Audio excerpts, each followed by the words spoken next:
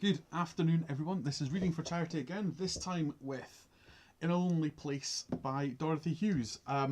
I struggled so hard to get hold of this book at a decent price. I could not get hold of this book for love nor money at a decent price. All of the copies on Amazon were stupidly expensive. We're talking like 20 odd quid.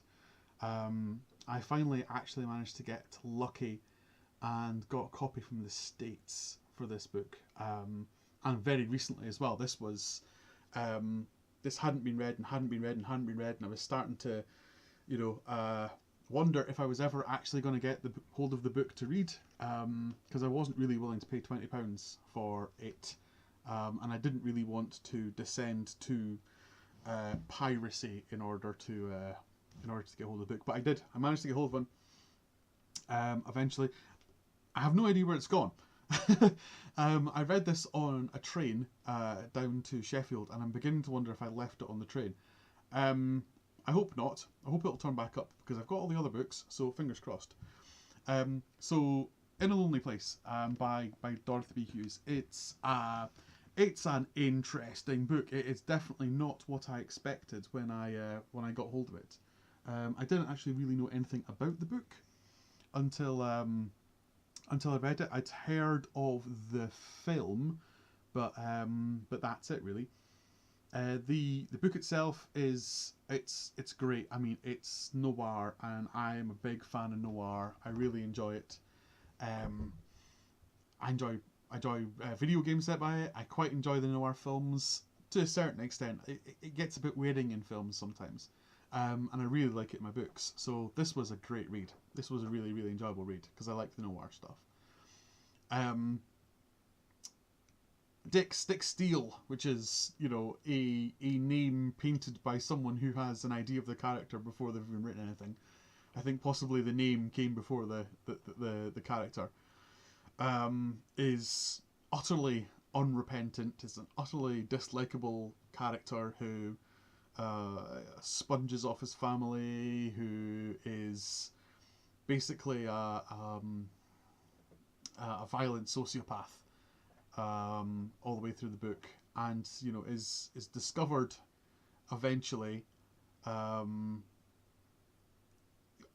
it's never actually, well, is it clear that he actually commits the murders or not? They think he's committing the murderers. He's committing the murders.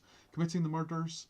And unless I missed something by reading it very quickly, I don't think he actually did. Oh, it's not, at least it's never confirmed that he is, but he's highly suspected of them. But he's caught by the two female characters, Laurel and Sylvia. Both very 1950s names.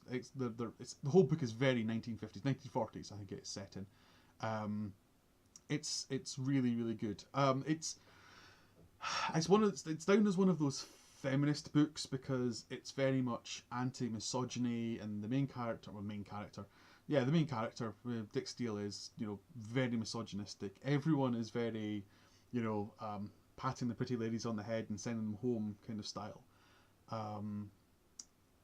And the idea that two women could help the law enforcement catch a serial killer is seen as being, impossible to happen. Women do not have the capability to decipher clues or anything else. So it's half fantastic noir mystery novel, and it's half feminist anti-misogyny novel. But unlike other books I've read where I want to say feminist themes, but that's probably a really bad way of putting it. Feminist themes are added to a regular, more mainstream, more traditional, more choices of bad words book. It's not really shoehorned in. You don't feel like someone started off by writing a feminist novel and tried to work out some way of doing it. It genuinely complements the book. It doesn't feel like it's forced in any way, shape, or form. And that actually makes for a really good book. I really enjoyed it.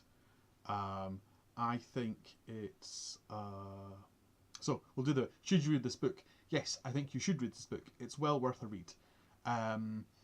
If you like your noir books, it's a good read. If you like your female characters overcoming the evil men despite all the obstacles society puts in their way, absolutely read those books as well. If you don't care about any of those things but you want quite a good kind of little popcorn novel to read, yes, definitely read it. I really did enjoy it. Despite the awfulness I had trying to get hold of the book, I really enjoyed it.